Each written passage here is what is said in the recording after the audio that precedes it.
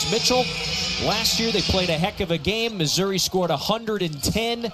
Mitchell went for 30 plus in that one. Richard, I said it a moment ago, Charles Bediako, second game back with Alabama. More on his saga as this game unfolds. He is in the starting lineup today to combat that post force in Mitchell and others for the Tigers. Bediako should be a big impactful player for Alabama, particularly on the inside. After T.O. Barrett misfires on the baseline, Alabama pushes back this way. There's number 2 in the white. Aiden Holloway missed their Tennessee loss on Saturday with an injury. He returns to the court today into the starting lineup. They're still without Amari Allen. That is the really dynamic freshman. He is unlikely to play tonight. Aiden Sherrill, the very versatile stretch big, misfires. Latrell Wrightsell gets his team a new 20. There goes Holloway. He is the marksman, and he nails his first look. Well, there's no rust for Aiden Holloway after he missed a game in the last one. It's a big-time shooter, averaging over 17 points a game. His presence will be felt for Alabama today. He, and you see number 35 there in the Missouri starting lineup, Jacob Cruz. They are 2 of the premier three-point shooters in the league. Leading the way for the Tigers, Mark Mitchell, as we mentioned before, goes for about 18 a game. He has been particularly effective in league play. After the turnover, here come the Tigers. Barrett, a driving kick over to Cruz. Watches that one go down and out. And Bediako secures the board. You see Bediako already with 2 defensive boards for Alabama. He's going to have to be much better when it comes to his defensive rebound. They only had about 3 in that game against Tennessee the other day. Sherrill knocks down the left wing triple. Now, this is what you get with Alabama with Bediako back in the fold. Aiden Sherrill is 6'11", 250 pounds, but he's more of a face-up big with a really good touch. He's developed some low post skills, but now he's back into a little bit more of a natural role for him. Yeah, 2 6'11" bigs on the court. They're multiplying for Alabama these days. Barrett inside, coming off of his career-high breakout performance in the win against Oklahoma. T.O. Barrett's a really good guard. He's a strong-bodied guard who's fearless with getting in the paint. He can get downhill, and he can really shut down his man defensively. Oh, look who's open again. Sherrill knocks down another. Aiden Sherrill was out earlier in the shoot-around, getting up extra three-point attempts and working on his game. And it shows you that the hard work is paying off early for number 22 in white. The sophomore's got a couple of 20-point games in league play, and is tonight another breakout performance. Cruz picks up the dribble, and Sean Phillips Jr. here is looking to find Stone. So this is one of the impactful scorers for Missouri. After the miss, Cruz puts it back up. Phillips would not be denied. They are really strong on the glass, Missouri is. Good activity right there by Sean Phillips Jr. and the offensive rebound putback, and a big one that Missouri needed. That's travel. Ball back to Mizzou. Dennis Gates' team won on Saturday in overtime against Oklahoma. He described it as a gritty, resilient, just, would not be denied sort of a victory.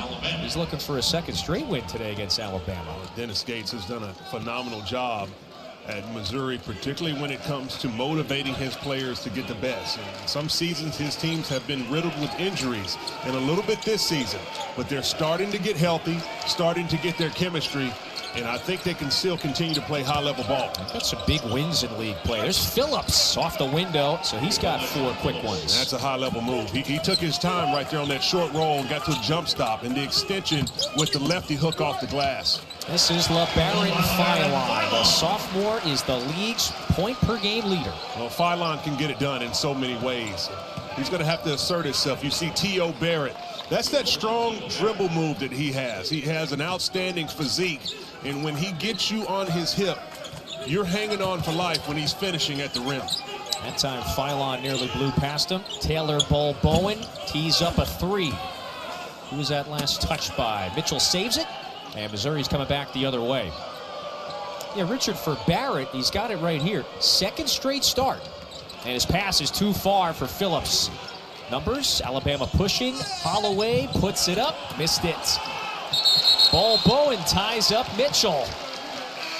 That'll take us to a timeout. Alabama leads it by 2. We mentioned Charles Bediako. More on his saga when we return. That hearing was postponed, reportedly because of the NCAA Council's inability to get to Tuscaloosa due to poor weather. Because, of course, across the United States, Bediako draws the foul there. So they have extended that temporary restraining order 10 more days. Look, it's a lot of legal jargon, but he is at least eligible now by the ability of a TRO to play at least through February 9th. Well, the stance for Nate Oates is quite simple. When you look at the precedents that have been set by several other colleges around the country of allowing G League players to return and play in the NCAA, and even professionals that are coming from the international ranks, it feels it's a clear case that Bediako can now contribute for Alabama. He's been impactful. He comes right in this game. He's able to knock down 2 free throws there on that baseline out of bounds situation. But you know, this is a situation where you have a guy who was undrafted. And unfortunately, as you can see, T.O. Baird with another strong move, that you have to make a decision as a player on the collegiate game if you're going to forego your eligibility. Me personally, being a guy who was drafted to the NBA as an underclassman, I think that should be out of the hands of the player. In that particular situation, you find yourself, as you enter, that you're at the mercy of the NBA team drafting you, and then you have no options of what you can do after if it doesn't happen. At the landscape of NIL changing and opportunities that everyone's going back to the game to try to make money in the collegiate level, it's a situation where he feels it is best for him to capitalize. So a really tricky situation, but maybe it could be something that sorts out a lot of things that are going on in the collegiate game. Tricky, but very significant, Richard, and I'm glad you shared your perspective on it going back to your NBA draft experience back in 2008. Alabama back on this end of the floor.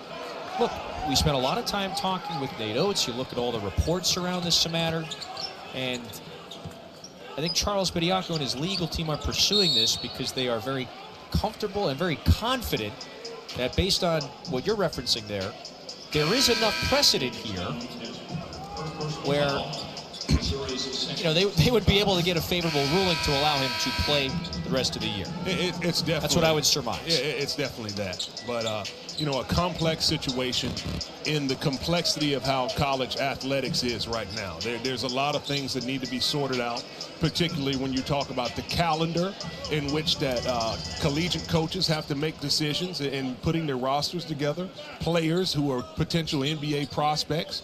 When you're talking about NBA players and potential players from other leagues, international leagues, who want to pursue opportunities in the collegiate game, there's a lot to be sorted out.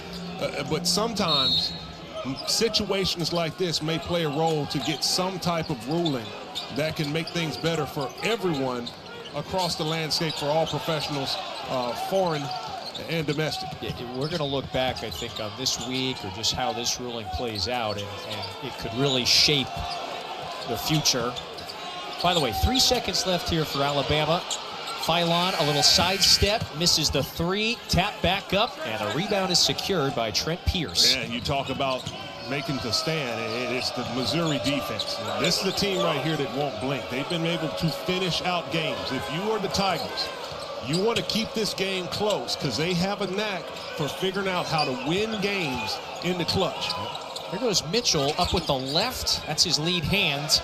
Missed everything. And Houston Millette nearly threw it away. Jaden Stone popped it up in the air. Millette going to step into a deep 3. Phillips the board.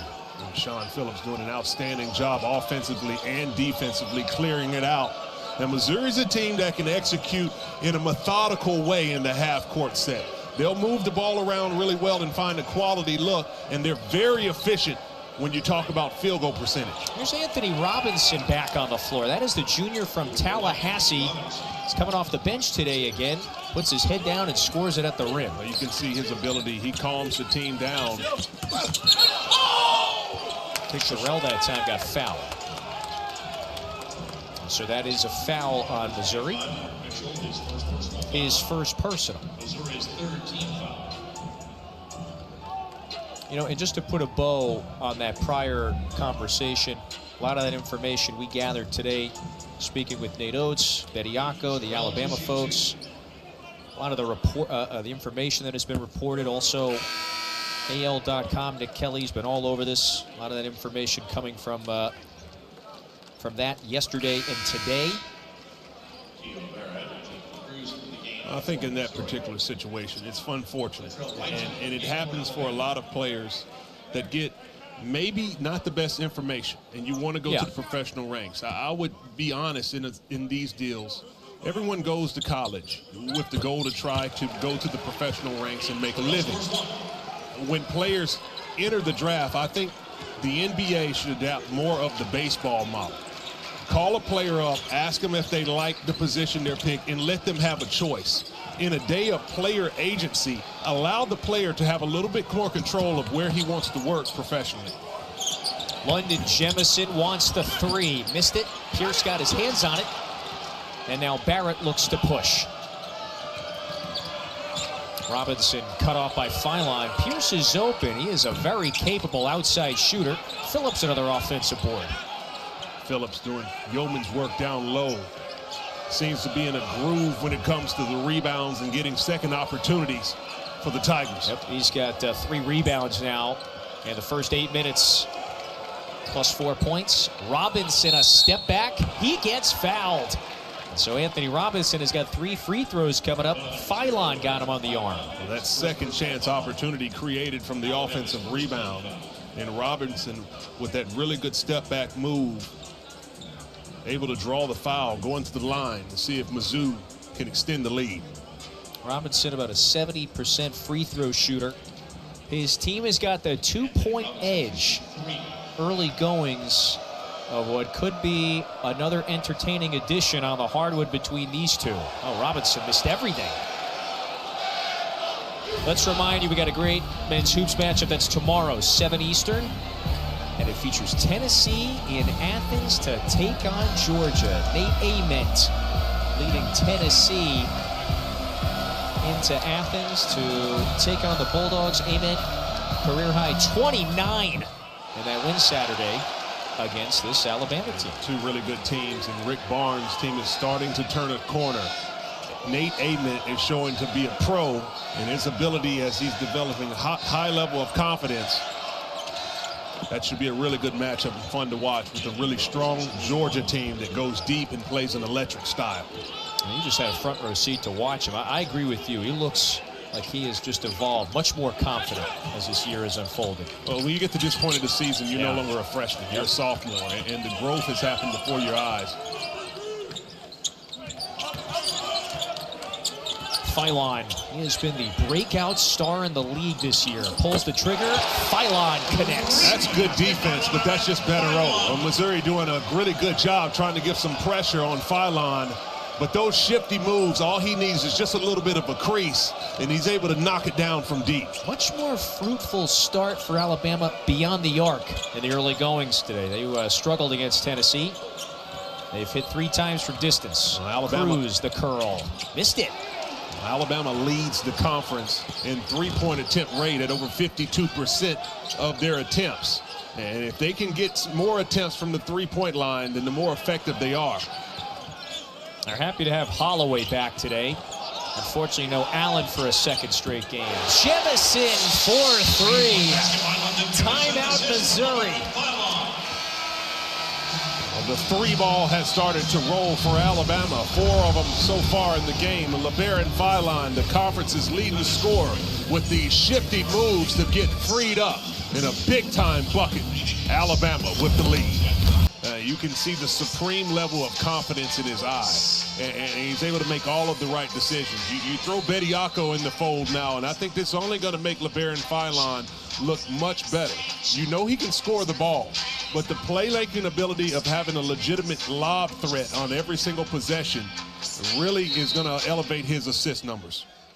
How did they fare in the pick-and-roll game the other day in your eyes against Tennessee? Well, listen. Rick Barnes' defense is starting to settle in, and they will squeeze you and make it very, very difficult. And that was just a game that they've made Alabama struggle to find high-level shots. And you can see really good action right there coming out of that break from Missouri. Dennis Gates dialing up some high-low action. Good pinpointed pass. That's beautiful coaching right there. Your team's struggling at the run. for Alabama, you get the clipboard in the break, you dial something up to draw the foul and go to the free throw line to calm down the game.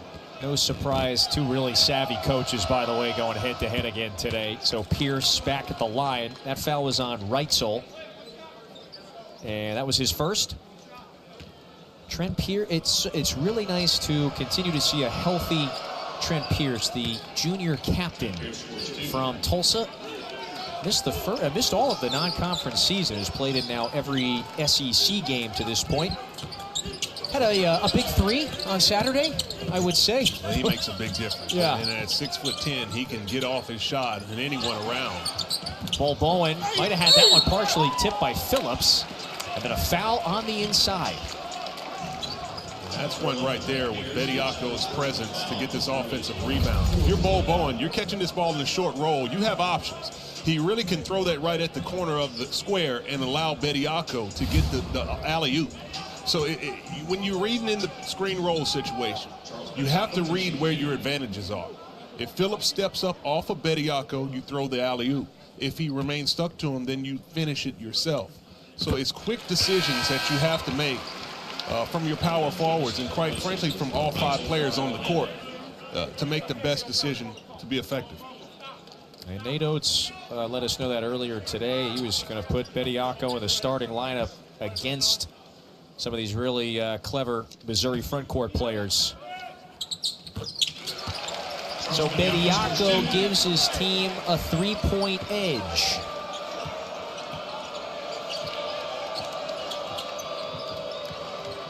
These are the moments for Alabama. You start to get a run. Can they put together multiple stops on the defensive end to try to increase their lead?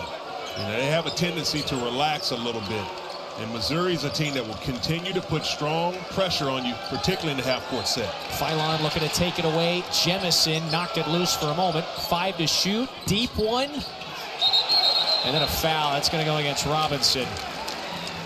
That's a tough one right there on Anthony Robinson, the second. He just caught in the wrong spot. That little nudge in the lower back of Holloway. He gets called for pushing. The ball back to Alabama. Yeah, I thought the one on Pierce was a little as well. So Missouri with a couple of tough breaks here. They have been whistled for 5 team fouls. Alabama just the 2. Philon looking to go to work here on Mitchell. Instead gives it up.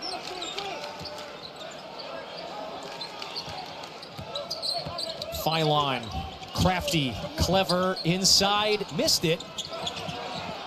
And Mitchell ties up Bol Bowen. That's a jump ball. Possession arrow favors Missouri. That's a terrific job right there by Mark Mitchell. And you got the conference's leading scorer who's terrific on an island, having you in an isolation situation. And at 6'9", 230 pounds, he sits down and guards a shifty player and comes up with a stop. That's the type of energy, intensity you got to have on the defensive end all night long if you're Mizzou. You know, that athleticism, quickness, and then that cleverness, that combination, that's what intrigues the next level? And the anticipation. It's not just the athleticism. It's the understanding of positioning. But he's definitely a high-level player. Philon leading the league in scoring. Mark Mitchell is clearly playing at an all-conference level as well. And Bol Bowen turns it over there. Double dribble. He's tapping his chest. That was a great job right there by Jaden Stone. Bol Bowen gets this ball off the boards, but you can see Jaden Stone, as he's over there playing defense on the other side, he doubled back as if he was going to steal that ball, and just that one little bit of a hesitation move by Bol Bowen when he thought he was going to pass that created the double dribble. But that's a really good job by the crafty Stone. Yeah, that's twice Stone has nearly done that in the backcourt. After Pierce's missed 3, Bediako, the outlet. Holloway up ahead. Here's the catch and shoot specialist. Reitzel could not get right on that time.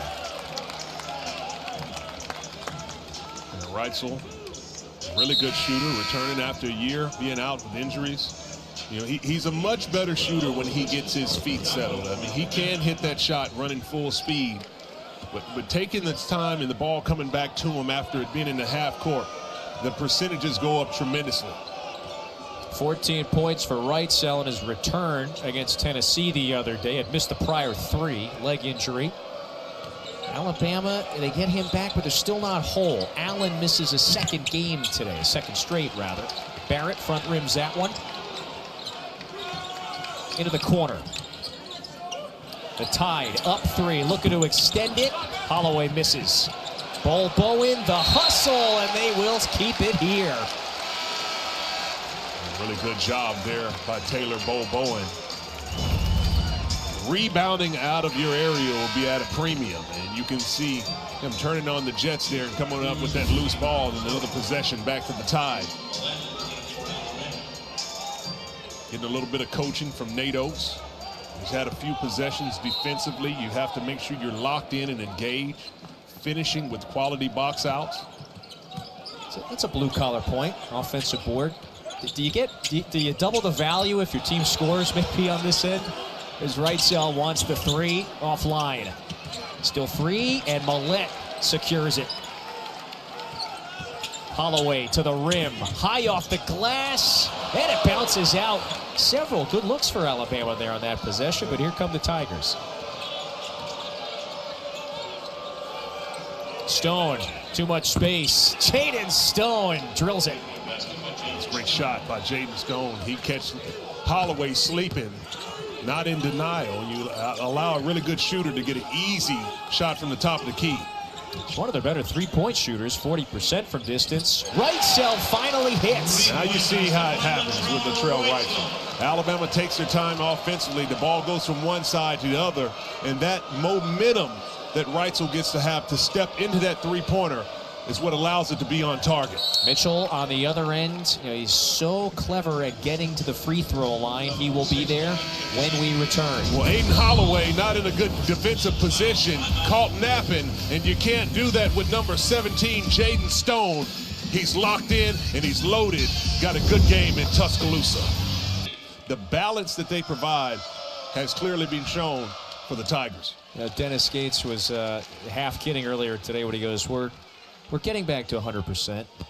We're at like 95% right now. They're still without Javon Porter, who is now missing a 9th straight game.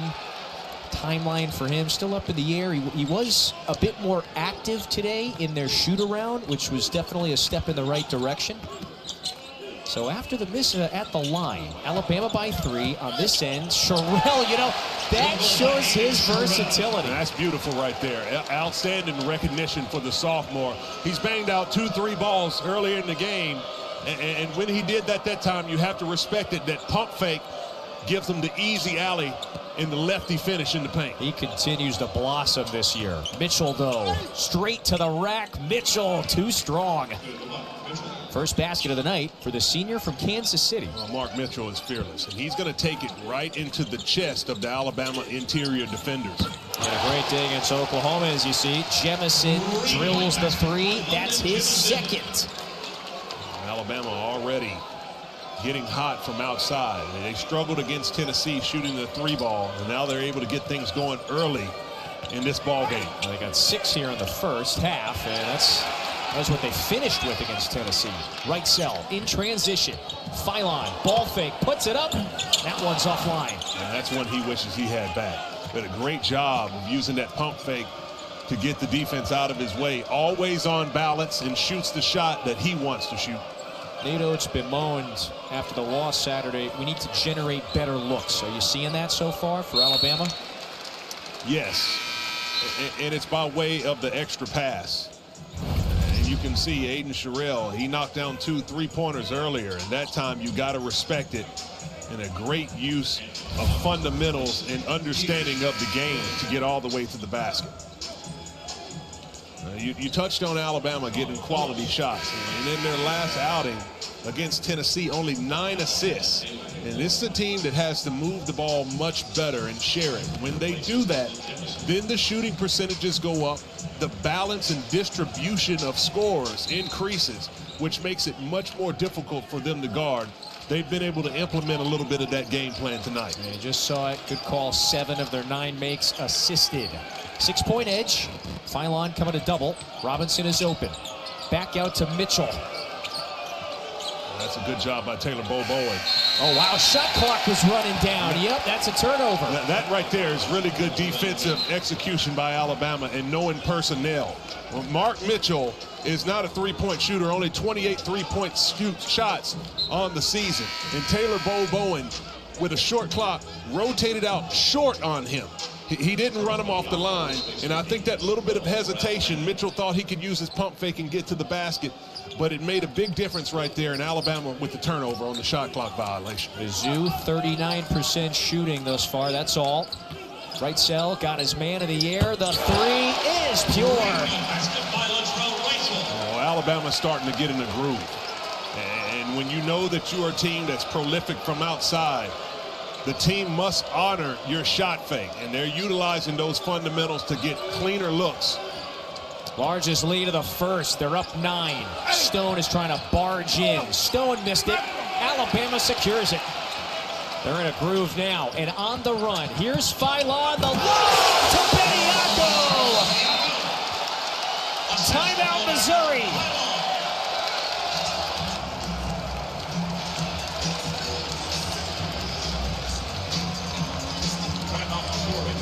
It's a 13-2 Alabama run, and they're up double digits. Well, they've been able to do everything that they want on this surge, and you see LeBaron Philon able to find Charles Bediako up top with the beautiful alley-oop finish for Alabama. The bench is loving it. The Tide is in a groove. A really sharp, not only just first half start, but particularly the last handful of minutes.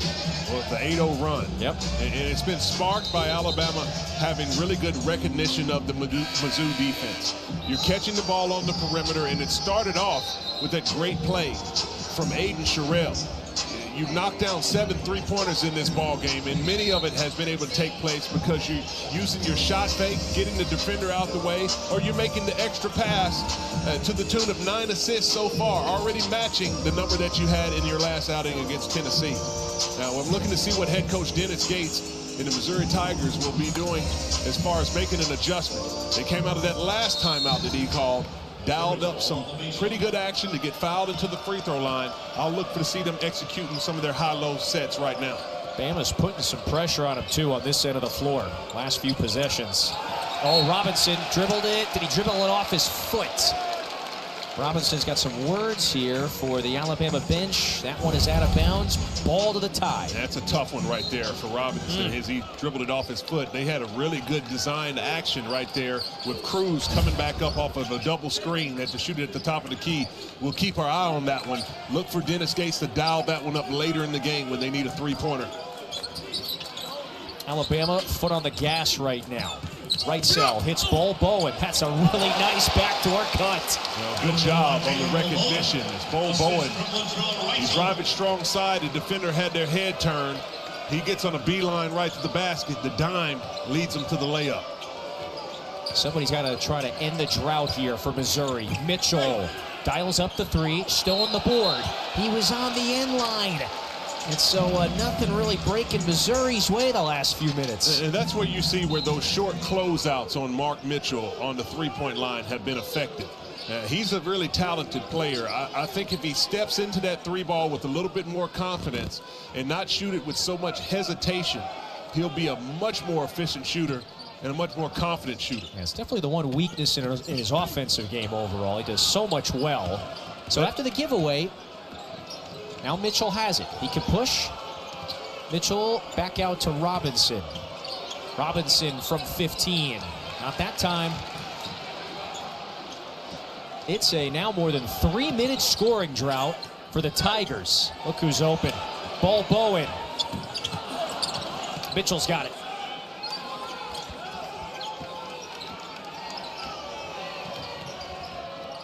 Double-digit lead for the Tide in the first half. 3:15 to play. Offense looking a little stagnant for Missouri. Phillips finally ends the drought, so it's Mizzou's first basket in 3.5 minutes. Phillips has been able to get in a groove down low. He's had 2 left-handed jump hooks. If you're Alabama, you got to understand personnel. Oh, man, that was more than halfway down. Houston Millett thought he had the triple. Chance for the Tigers. Mitchell, close range. Yeah, there's Phillips, big to big, and he throws it down. Well, that's something they do really well. Mark Mitchell, he can score the ball, but it's his IQ and playmaking ability. You see him taking his time right there and throwing it right to the rim for the alley-oop. He's got a couple of assists. Phillips, meanwhile, has 8, so he's already at his season average. With the switching defenses. Oh, Phylon, that's good. But the subtle details on that particular situation. Mizzou's in drop coverage with Sean Phillips back in the paint. And Bediako holds that ball screen for just a tick longer. That allows Phylon to be able to get freed up and shoot it without any contest from the help. It goes without saying, just the luxury of having Bediako. Look, spent the last few years in the G League. But that is quite an advantage you gain. Phylon now with the 8 points after this one. Well, he's in sync. And you see how Bediako holds that screen right there because he recognizes Phillips down low. Great job by the Alabama Crimson Tide. But you have to be able to recognize and have a vision to see the defense of what you need to do. If the defender is up to get ready to hedge, then you slip out quickly. If he's back, you hold your screen a little bit longer. And you can see that Bediako and the experience that he has is able to make a difference with that recognition. Millette, a corner 3, misfires. And it goes without saying the advantage that, of course, Alabama has. You add him here at this point in the season.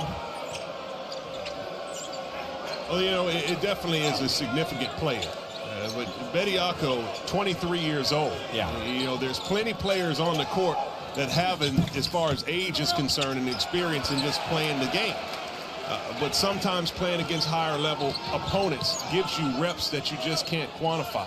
And you might be able to see it in small details like that. Maybe not in the statistical column, but it's the spacing and understanding of the game and the application of the sport. They have been in rhythm on this end of the floor. Phylon adds another. He's got 11. Really good job. LeBaron Phylon with that action. He shapes it up and gets really good spacing. Mitchell is open. Mitchell counted. And the foul. So he gets the whistle, and he's going to go to the line to complete the three-point play. Good job right there by Mark Mitchell by going up strong. If you're Aiden Sherrill, if you're going to be a shot blocker, it's an attitude that you have to attack that with some aggression and put some fear in an offensive player's eye. But if it's one player you're not going to put any fear in, it's number 25 in black, Mark Mitchell, on attack at the rim. Senior from Kansas City. Leaves that free throw short. He has been incredibly productive this year. So that foul on Alabama keeps it here with Missouri. They've got 40 seconds left. They've been down by double digits for the better part of the last 5-10 minutes.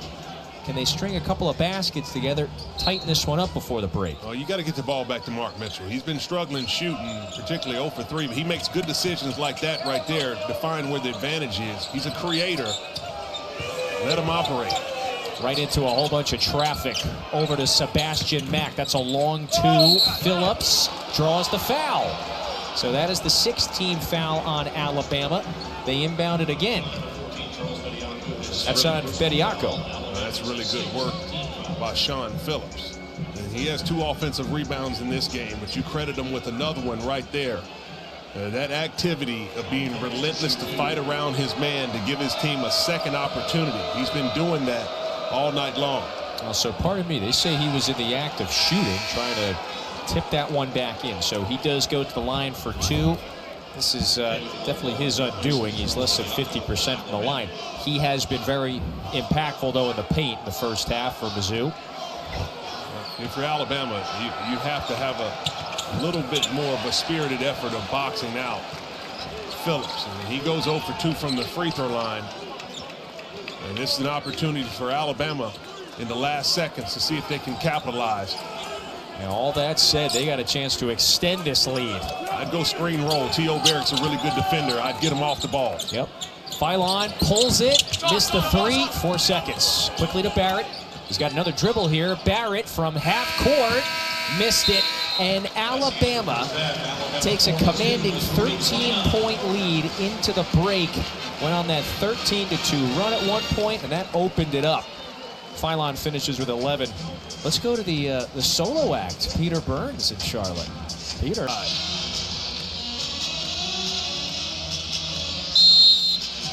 You wouldn't have fit into that GMC. We need the regular size one for you. Luckily, nothing got switched up in the parking lot. 13-point lead. Alabama starts with it this side of the floor. They've lost consecutive home games, which is an oddity and a rarity in the Nate Oates tenure. Sherrell gets fouled underneath. He'll be at the line.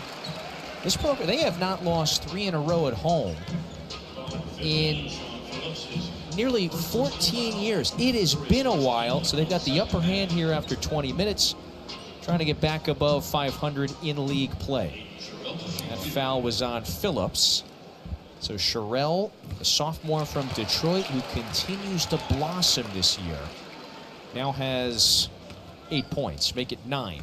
Well, the impressive job that Sherrell has been able to be impactful in today's game is the fact that he's doing it alongside Charles Bediako. Oftentimes young players struggle when you bring another player into the fold. In his last outing against Tennessee, had 6 points, which was well off the mark of what he's been doing recently. But tonight he's back in his groove, and the front line is playing well. He looks freed up. He has been an X-factor. Barrett drills the 3. And Missouri needs a little spark on that end of the floor. They were 2 of 9 from distance in the first, and they missed a whole bevy of free throws. That's a foul on Cruz, his first. T.O. Barrett knocking this down from the outside is a big deal for Missouri. They had a struggling time in the first half to convert, maybe because of the defense of Alabama, but a lot of time left. You get a shot like that to go, that'll be huge for them in their momentum. He has been very impactful the last 4. He's from Oklahoma City. Nice homecoming game the other day, scoring the career-high 21.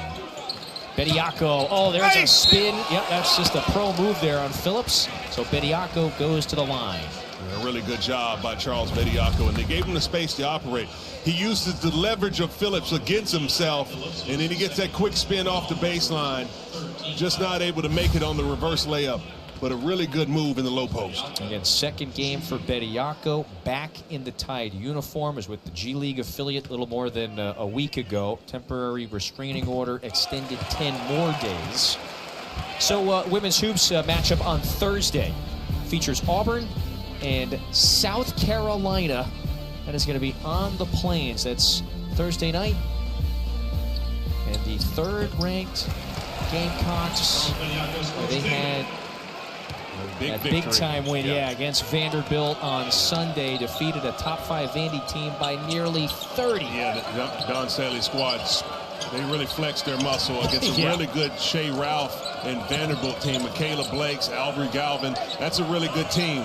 But Larry Vickers in his first year at Auburn on the women's side, he'll have to bring his A game against a tough opponent. Good luck. Let's see if Barrett can make it 2 in a row. Barrett, that's good. That's a good find right there. And we talked about the rhythm, and T.O. Barrett's been able to knock down back-to-back Jays. So he remains in rhythm. He has 12, the lone Tiger in double figures. They're trying to slice away slowly but surely at this deficit. Holloway, the extra pass. Cruz was there to defend Sherrell. Wrightsell missed it. Phillips the board. This is a tough shot for Wrightsell. You know, your energy is moving backwards. And he's been able to find that shot when he used the pump fake. You can see the activity. Mitchell counted and the foul. It's Mark Mitchell. Hard. And the physicality. Mark Mitchell coming in with that offensive rebound putback. And if there's a player you got to box out, it's got to be Mitchell. And a really good job as the Tigers are starting to chip away. You know, you alluded to this a few moments ago. With this free throw, Missouri will start this half on a 9-4 run, or outscoring Alabama 9-4. Mitchell, he's reliable at the line, but missed this one. Nevertheless, this one's back to single digits for Mizzou. Phylon is open, sets the feet, offline. Wrightsell a new 20. Well, he's wide open. Yeah, cashes in. Now you see the difference. The shooting percentages go up. And Latrell Wright, so oftentimes he rushes his three-point shot and he's not as effective. But when he takes his time, then he really takes his percentages up a whole nother level. If I would give the suggestion for him is find your spots when you're on balance and you'll be far more effective. Bol Bowen can't hit it. Wrightsell, he is the veteran from Omaha, third year with the program.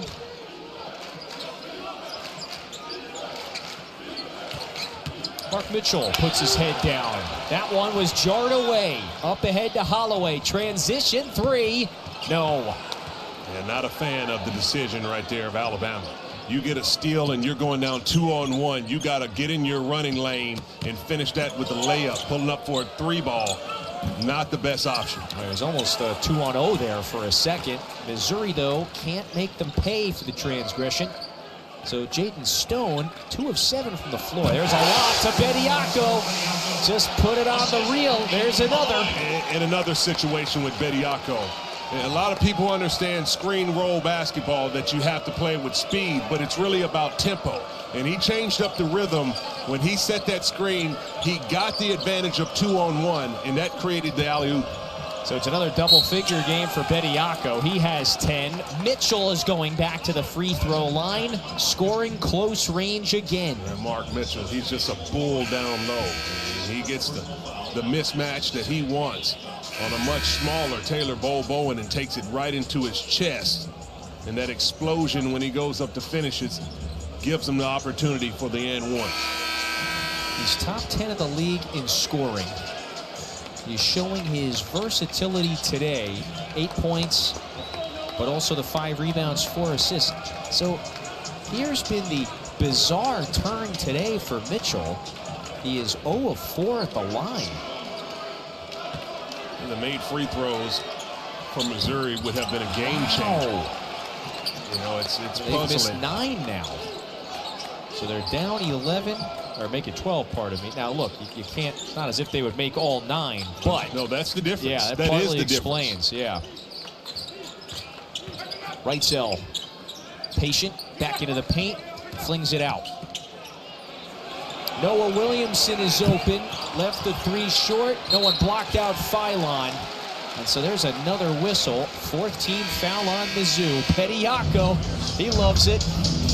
It's this two-man game between Bediako and Holloway, and there he is up top with another slam for the Tide.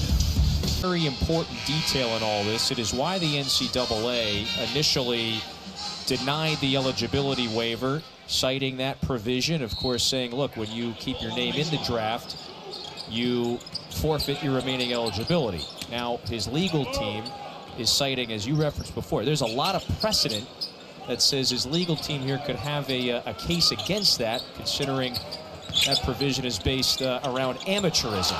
A pass goes out of bounds. So look, he gets the temporary restraining order. They're looking for an injunction to keep him playing the rest of the season, and that will unfold. That's kind of the nitty-gritty here right now, Richard. Well, it's a lot, but in the simple terms, there's been professionals that have gotten clearance to play in the NCAA. Yeah. Now I will say in this particular situation, when Charles Bediako entered the NBA draft and he was undrafted, the rule that should be changed by the NCAA and the NBA is if you're undrafted, that should not forego your eligibility. A player should be able to get back to college, as you can see. Taylor Bol Bowen taking that one end to end and drawing the foul. A very spirited and determined finish there as he takes on that contact. And now he'll go to the line. But I've never been a fan in these moments where you have players who have to make a decision to enter the draft because there is a calendar and a deadline.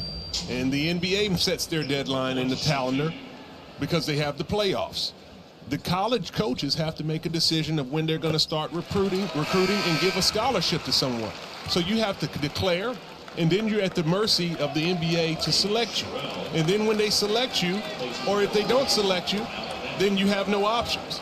So it's a tricky situation that, in my experience of being an underclassman that was drafted, right, it would be best if you did have a choice if that was the team that you wanted to go play for, if that was the number that you liked, or if you were undrafted, why can you not go back to college? Now it's a lot going on in the landscape being changed, and there's an incentive for many of these professionals that are playing internationally to now seek financial opportunities in the collegiate game. But getting on page with the professional ranks, I think, is very important for the change that's needed and how you go about amateurs and professional athletes. Yeah, Mitchell draws the foul, so he will head back to the free throw line. So Richard, look, it's understandable. I think a lot of folks externally, you look at it and you go, yeah, a player who declared for the draft coming back, it's unique, might look a little strange here. However, there's just a more nuanced explanation behind it, as you pointed out. Well, you know, I have a unique situation that I've been in these situations. You know, I've played 12 years abroad in many of these countries, and a lot of the international players that are professionals, you have to be honest on the assessment of what they are. There is a big difference in the American system and the international system for the way that athletics is tied to the academics here. Internationally, that's not the case. So your talented players have to come up in the professional club system. Now, you do have your handful of players like a Ricky Rubio or a Luka Doncic who do play against the top level competition, where they're playing against former NBA players and professionals who are making high salaries, and they are impactful. But many of the players have played on the youth levels in the B teams and the younger teams, and many times they're just practice players, and they might get a minute here or there. Right. But nonetheless, you want the opportunities to be equal about across the board for players, regardless of where you come from, when it comes to determining who's a professional and who's not, and how do you get eligibility in the college game. Missouri taps that one back in. So the element to tweak in your eyes is that provision that is centered around losing Holloway scores. When you declare for the draft, you lose eligibility. We can tweak that one in your eyes. You can tweak a lot of things. And I probably would start the first one as we see another breakaway. Here's Holloway, by the way. Oh, Barrett, get that out of here. T.O. Barrett with the hustle. His team's still in the 13-point hole. Mitchell going up, flings it up, and the throwdown. Pierce follows. It's an 11-point game again. Yeah, now you're seeing the surge, and it's starting off that athleticism of T.O. Barrett with that rejection. Philon, though, got very close range there. It could not finish the left hand. Millett, did he call a timeout? This is the second straight game. He chases one down, and he calls the timeout. He is an animal with these hustle plays. And he came from the other side of the court. He was right on the B line, and he go over there and got on his horse and was able to see it. And this is one that you can see the activity of both of these teams in the end-to-end action. And it's T.O. Barrett going up top with the rejection, but hold on. They might want to check at that one for another look. We got a good one here in Tuscaloosa. They've been able to find some things here in the second half. And all that would have done was extend Alabama's lead. It has led by double digits really since the second portion of the first half. Nice feed and find to Bo Bowen. He could not stuff it home. We get a tie-up, and Missouri's going to benefit from this one. That's one where Taylor Bo Bowen has to dunk that with authority. And when you're finishing amongst the trees, you got to have an attitude that you get the ball, that you're going to rip the rim down. And it's a big bucket, a beautifully designed play. And at 6'10", he has really good athleticism, but it's the mindset that you have to finish that one hard. He deflected that pass, so Missouri has half the shot clock to work with. Tigers aiming to go on a bit of a run in Tuscaloosa. Beautiful defense by Alabama. They negotiated that screen roll situation to perfection. They communicated and got exactly what they needed. You can look. You can see Missouri tries to go with some of this screen roll action. And here's a miss on the rejection. But the previous action before to get to the shot by T.O. Barrett, they ran some complex sets with a little bit of Spain pick and roll, but Alabama communicated that one wonderfully. Right cell banks in a three. That's his fourth. Alabama has made 11 threes, nearly double their total against that vaunted Tennessee defense a few days ago. Barrett had it knocked away. Not a good decision. And it's another Missouri turnover. Holloway nearly lost it, backs it out. Holloway working off the Sherrill screen. Shovel it back. Wrightsell hesitated. Looking to take Mitchell off the bounce, off the window. Can't finish. Pierce secures it.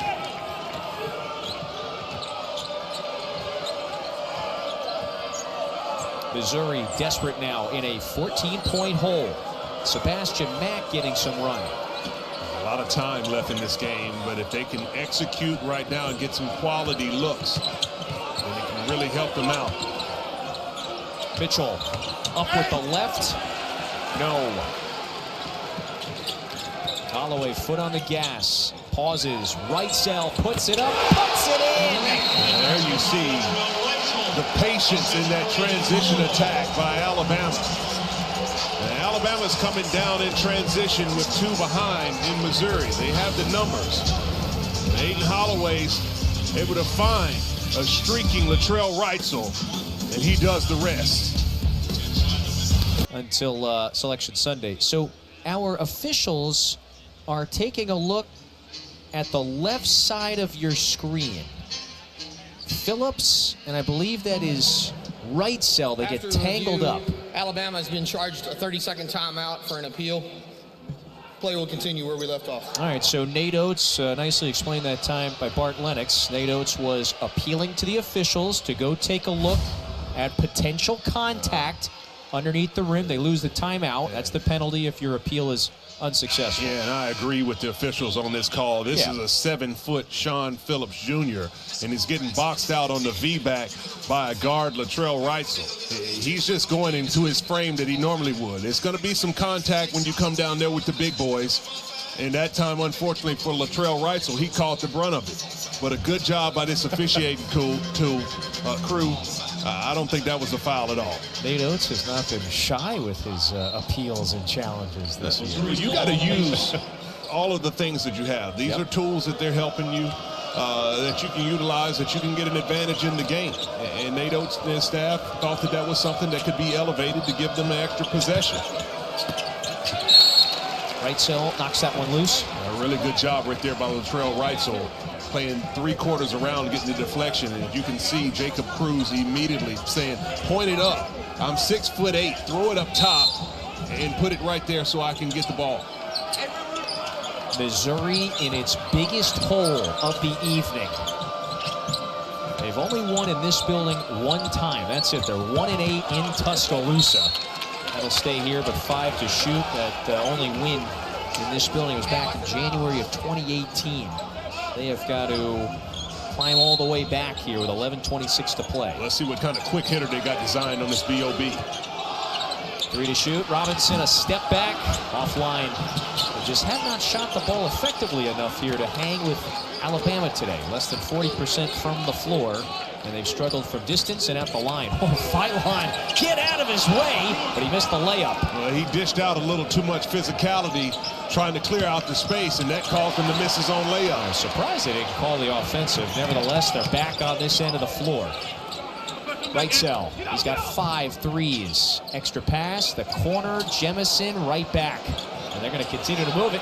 He's open, Wrightsell, bucket! Now that's how you play the game. And Latrell Wrightsell came down, and he had an opportunity to shoot that ball, and he passed it up. The ball goes around the perimeter, and every player for Alabama passed up a good shot for a better one. And it came back to the guy that started it, Wrightsell, with a beautiful shot. It's a career-high 6 triples for the veteran from Omaha. Robinson off the window on the other end. You know, early on, you pointed it out, took a couple of off-balance threes. Since then, dialed in. Yeah, one thing you'll learn when you get more experience, and that comes with maturity, is that you want to play the game on your terms. And you play it with the pace. Okay, Bediako. Excuse me. Yeah, you play it with a pace and understanding how to get a bucket. And you can see Charles Bediako reading the defense to perfection and getting the easy deuce. Yeah, right now they're taking it to Missouri. They have opened up a 20-point cushion. Past the halfway mark in the second. Phillips starting to go to work. Underneath, lost his footing, lost the basketball. Missouri with the 11 turnovers. Reitzel, another, yeah! Now he's on a heater. And Dennis Gates wants to talk about it because number 3 in white is knocking down threes. It's been the unselfish play of Alabama. They're passing up good shots, swinging it around the perimeter. Every man gets a touch, and it comes right back to Latrell Reitzel. He's been on fire. The unselfish play, he's shooting the ball on balance, and you see the results. It's a 14-2 Alabama run, fueled by Reitzel's rampage from beyond the arc. In just over 3.5 minutes, they were able to get it done. It shows the spurt ability that Alabama has. And when they get it going, they can score in bunches. Now the question will be for the Tide with 9 minutes and 24 seconds remaining. Can you keep your foot on the gas, or will Missouri make the adjustment to chip away to get back in this one? Now they're going to have to do something. They've still got, there's 9:24 left. We have got plenty of time, but they are in a big hole after that. There it is, 14-2 run. They haven't had an answer for Alabama. Well, the 4 for 14 from the free throw line has been big for Missouri. And you missed free throws can oftentimes, create a little bit of anxiety for the team. You're a little shell-shocked. They're going to have to get some easy buckets. And this is the top team in the country, in the conference, when it comes to efficiency, when it comes to getting 2-point baskets. They're going to have to continue to execute, get the ball to their playmakers, and then, of course, finish. That's what it boils down to.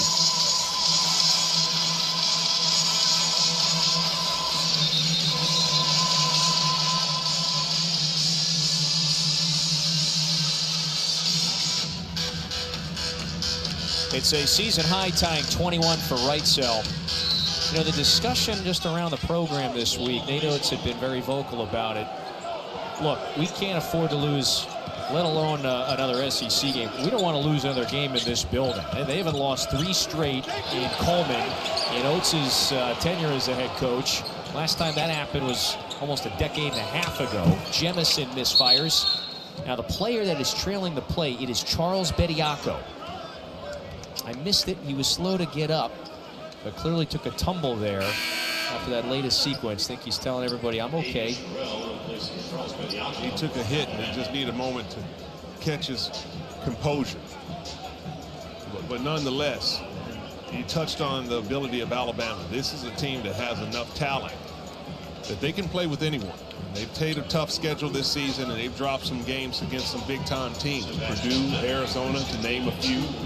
And when they're at full strength, talk about getting Amari Allen back into the fold. This is the team that has the personnel to compete with any team in the country.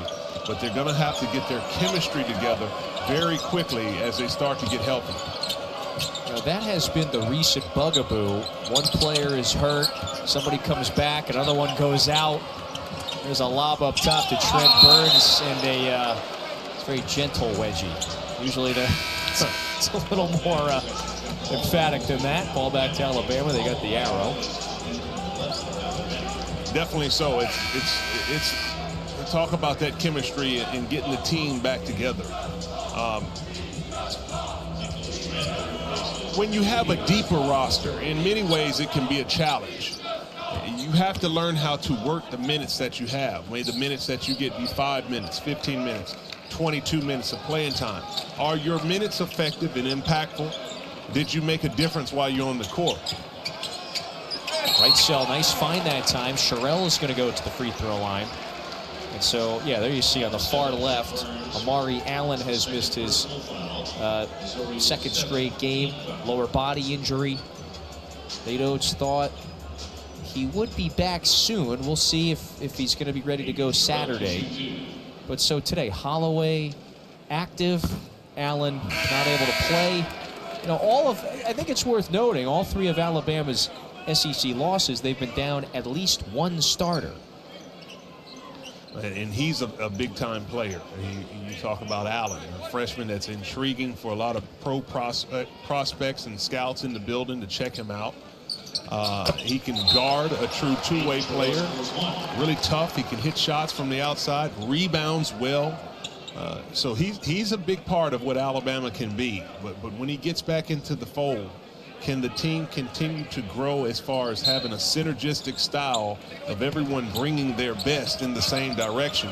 That's a challenge to do, but they'll have to figure it out. And since they've dug a hole in conference play, they'll have to figure it out quickly. Oh, that's why Oates and the staff, they still are very much believe in the upside of this team. There's just been a number of factors that we're talking about here. That one's tapped back up and in. That has affected that chemistry at times. You have to make sure that you... Oh, look at that one. Sherrill could not throw it down. Up ahead to Barrett. Barrett rises. He's fouled. He'll be at the line in a moment. Really good job right there by T.O. Barrett. And he got that ball after the missed dunk attempt by Aiden Sherrill. And he turned on the gas in between two players. Going to the free throw line. The Tide, they have tormented Missouri in the second half. Largest lead of the game was just a few moments ago, and they led by 24. While we do have a moment, SEC Network has got 3 wonderful gymnastics meets this Friday starting at 6 Eastern. Oklahoma against Kentucky. Then it's LSU and Missouri, followed by Auburn and Georgia on Sunday at 6 Eastern. You can also catch those on the app. Gotta love a little Friday night heights. Elite matchups. Everybody in the conference is great year in and year out. The best athletes in the league, as far as I'm concerned. Yeah. Phylon trying to bulldoze his way inside. Right cell. Wow, he's so open, he slipped. Can't get up. It rolls to Sherrill, and Sherrill is fouled. Everything just continues to break Alabama's way. Sherrill is at the free throw line when we return. 20-plus point lead for the Tide in Tuscaloosa. Full runner back in the day. Oh, yeah.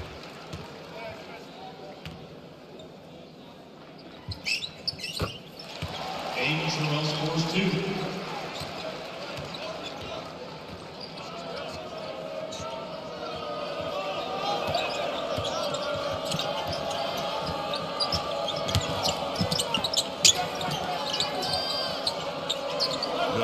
Right now from Missouri, moving the ball around. Mark Mitchell just off the mark. He's been struggling. He's going to have to get back to his bread and butter, which I think is in that mid post when he operates. He can create for himself and for others. Alabama's pretty much getting whatever it wants now. 25-point lead. And Sherrill, another double-figure game. He's got 15 points. It's the recognition and when they have their advantages. And at that time, Aiden Sherrill did a really good job as far as his technique on that side pick and roll. And when he caught it, really good balance on the jump stop to collect himself and finish. Aiden Sherrill to shoot 1. 4 out of 6 from the line. He's gotten to the free throw line effectively. Aiden Sherrill scores 1.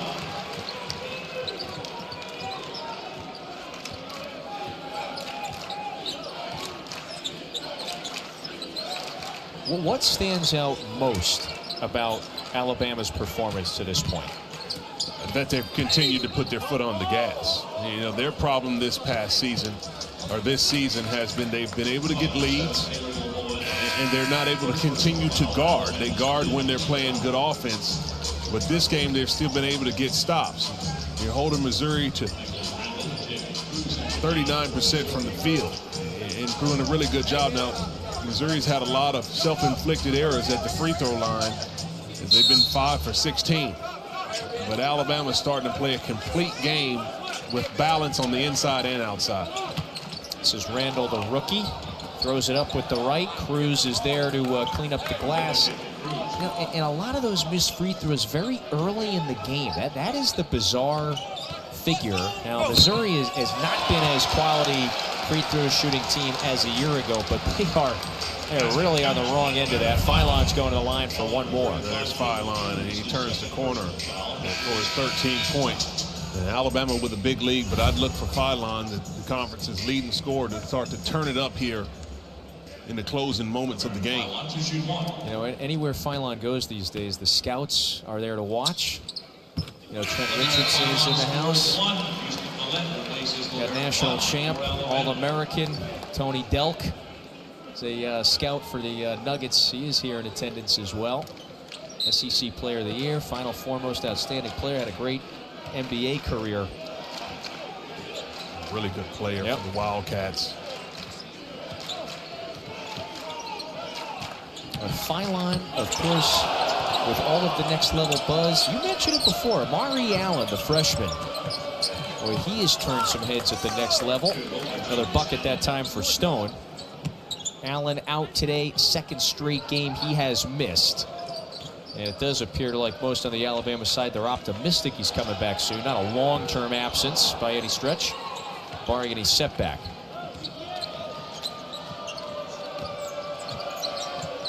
Richard, going back to that discussion we were having just about the upside for this Alabama team, all the things that need to fall into place. The biggest one, you know, we'd love to be 100% healthy. Count that basket for Mitchell. They continue to, you know, work towards that. It's the ball movement on the offensive end. But the one thing that you hear the staff talk a lot about is what you have pointed to on the defensive side this year. You know, just that defensive tenacity, focus, and how intentional they are on that end. That is so critical for that upside to be really high the rest of the year and into the postseason. Oh, well, they have a lot of talent. And Amari Allen, who has recently shown in his numbers and what he's done in conference play, is a big factor in that. They have a lot of guys, and this is just uncanny. Man. Mark Mitchell and what he's done at the free throw line. 1 out of 8. And listen, I've been there before. Yeah. It's a challenge. It gets in your head. You start to get a little bit of a hitch in your shot. What you have to do if you're Mark Mitchell. There's a lot back to Bediako. He has been the beneficiary of a number of those plays tonight. Well, Philon, I mean, he's phenomenal with the ball. And he knows when he comes downhill in that screen row action that if he can throw it up at the corner of the square, he's got a legit finisher. Philon today now 14 points, 6 assists. Lob it up another, and so Jemison, the rookie, got a little over-eager that time. You can throw it high, but you can't throw it that high. and it's one thing about touch when it comes to passing. Is many times you're looking at the player that you're throwing it to, but you really have to understand that you're passing it to an area in which the player is going. Yeah. And so if you're London Jemison right there, you're not looking at Bediako. You're looking at the corner of the rim of where Bediako is trying to go. And it's those little subtle details in the skill set of the game as Philon draws a foul on that push-off there by Stone that you have to learn with experience and feel of the game. Yep. You know, also speaks to just the interesting fact, again, it's game 2 here for Bediako with this group. That's it. And yet he and Philon have formed a nice connection. Well, he's been in this program. Yep. And you understand things. And you know, the way that the game is trending, it's easy to get in. Yeah, Richard, hold on just while we got a moment. So you got the Fighting Tiger, chronicles the 43-year career and legacy of LSU gymnastics head coach D. Bro, whose career mirrored the evolution of women's college athletics. SEC story. That's Friday, February 13th, right here on the network. Go back to your point. I want you to finish that one. Well, I was thinking about that nice promotional. I'm going to have to tune in and watch that out, but check that out. But I tell you, you learn certain things about the game with time and experience, and that's how you have to learn how to read it. The game slows down, and there's always a good option to take. Phylon, little push shot, and he's fouled, going back to the free throw line. It's the game within the game. And this is the SEC's leading scorer, 22 points a game. Just a couple moments ago, he had 11. He drew a foul, got to the free throw line. Here he is again. He's back to the line again. Really good shooter. You have to have a knack of what's going on, and this kid right here knows exactly how to play the game. So tomorrow right here on the network, Tennessee is in Athens to face Georgia. Tip-off 7 Eastern on the network. You can also stream it on the app. Nate Ament broke out for 29 points. That was a career high in the win against Alabama in this building a few nights ago. He was on a mission. Yeah. He got a lot of his buckets in that mid post at 6'10". He was just turning right around, shooting over top of his defender. He's starting to figure it out. The game is slowing down. He realizes he can be more aggressive to get into the basket. And that's a feel that it takes to figure out that you take what the game gives you and then you just deliver. Right now in this league, you know, this title race, again, we're not quite even yet at the midway mark of the SEC season, but I don't know which way this title race is It's going wide to open. unfold. Tennessee, of course, with that win, they got back to 500 league play. They're now 3-3 before their game against Georgia. Got a lot of quality teams right in the middle of the pack of the SEC. The leaders right now, Texas A&M at 6-1. Arkansas just matched them in the win column with that victory earlier against OU. They're 6-2 in league play. Well, I don't look for the Texas A&M Aggies to go anywhere. Bucky McMillan is playing really well with his team. Got them playing a spirited style of ball that's very, very difficult to prepare for. But it's Alabama who has come out tonight well prepared, and they're playing like they're on a mission. 29-point lead at home. Some strong play around the league, looking to see which teams will continue to gel to be stronger down the end. The league is still a gauntlet, of course. Strongest league. That's according to the metrics. A lot of folks give a lot of credence to Ken Palm's conference statistics. He's still rated as the strongest league, top to bottom. I think I heard Peter mention that Alabama-Florida game that's coming up this Sunday, top 25 battle, ABC. That is going to be Sunday and a 1 Eastern tip. So you got Alabama and the reigning national champs. The big showdown. Todd Golden's team is getting better and better, coming off a loss against Auburn. Auburn with a big win. Wow, nice pass from Williamson. How about the freshman Nick Randall pinning that one on the backboard? Really good job by Randall. So if you're Missouri, we can kind of put a bow here on this Tigers performance tonight. Clearly things went sideways. It was really the late stages of the first half is when they fell into the double-digit deficit, or fell into the double-digit hole, I should say. And then the lead just kept continuing to grow for Alabama. They were down by as many as 29. And they will have to move on quickly because Missouri faces Mississippi State at home this Saturday before they're going on the road to face South Carolina and the aforementioned Aggies. This is still a really good team. Yep. You know, they came into a little bit of a buzzsaw of an Alabama team that really needed to win 14 threes for the Tide, and they were able to make their free throws where Mizzou was not. But there's a lot of talent on this Missouri team that can beat you in many ways. It's really astounding when you look at it. Alabama has made 10 more threes than Missouri, and there you go, the free throws, plus 14 at the line. And it felt like a night where the shots they would not fall for Missouri. Even some of the clean looks early on in this game. They've got some really impressive wins in SEC play thus far. The latest one against Oklahoma, but they beat Auburn at home. They won at home against Florida, won at Kentucky in that late surge, that come from behind win in Lexington. But today, going to fall to 4-4 in league play.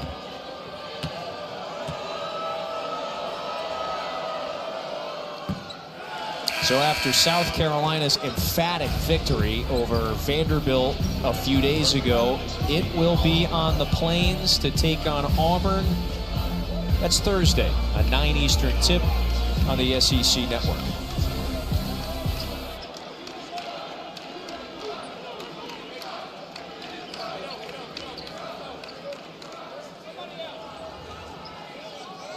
All right, so speaking of breaking news, enough of the breaking news regarding to a Law and Order this week in Tuscaloosa. Evidently a missed free throw here, and we got missed French fries. Student section. There's not much that you wouldn't do when you're between the age of 18 to 23. Chicken sandwich, French fries, you'll do anything for that. Speak for experience. Millette leaves that three short. If there was a night for the missed free throw giveaway to actually go through, I think it's on the night where a team shoots 33% at the free throw line. Everybody loves the giveaway. Free T-shirt, free French fries. And where does it end here? Millette for three, dials one up. 15 triples for Alabama tonight. And the assist by Preston Murphy Jr. He got a piece of the paint, made a really good decision to kick that one out. Good on time and on target pass. Alabama was determined not to lose another game in this building. That has been a topic here early in SEC play.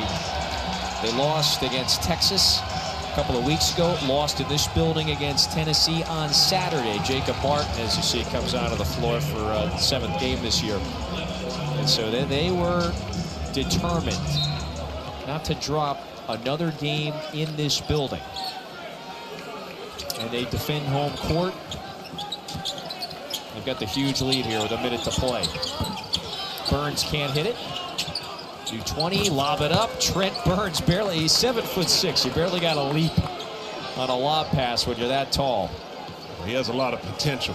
You can see that he had that touch trying to shoot the shot from the outside. Project, but man.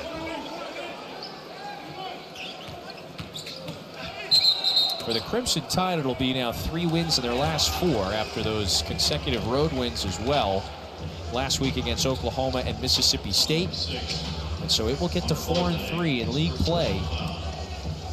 And that is the goal year in and year out. Contend and vie for SEC championships. They've won 2 in Nate Oates' tenure. Fell into a little hole there by losing 2 of their first 3. But we'll get back above 500 in league play tonight. And this is Preston Murphy Jr. As you mentioned, his dad, 3rd year on the staff. Preston Murphy scores 2. There's Mr. M. We'll get a chance to see his son contribute in the game, has an assist, knocked down 2 free throws, and playing tough defense.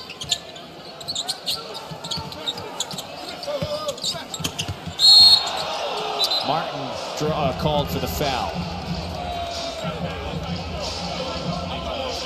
Good decisive move right there by Nicholas Randall. And that rip through. Martin trying to come up with the strip, coming up with a little bit too much.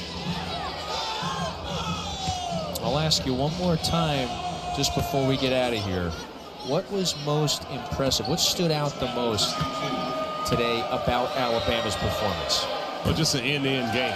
You know, they were able to get the run going, but the unselfish play, that's the biggest thing to me. You have 19 assists, and the way that the ball was moving, the distribution of scoring on the roster. And when you have so many things, you can pick your poison of how you can get it. They got things done in the screen row action with alley-oops. They moved around the outside with 15 three-point shots. They got to the free throw line. When you have that type of balanced level of play, it makes you very, very good. And they were successful tonight. Alabama, 15 threes. You're going to travel not too far. You'll be on the Plains tomorrow. Thanks for being here. Richard will have Texas Auburn tomorrow night on ESPN2. Burns with the stuff. Man.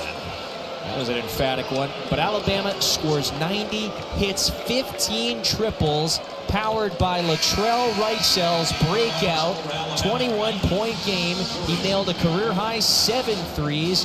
Phylon was great. So was Sherrell. Bediako in double figures. And the Tide overwhelmed Missouri in a victory tonight in Tuscaloosa. Powerful performance, and Latrell Wrightsell was the recipient of a lot of the beautiful passes for Alabama. He was locked in behind the arc, shooting a shot very efficiently with that beautiful stroke. The Tide starting to look like they're regaining their swagger.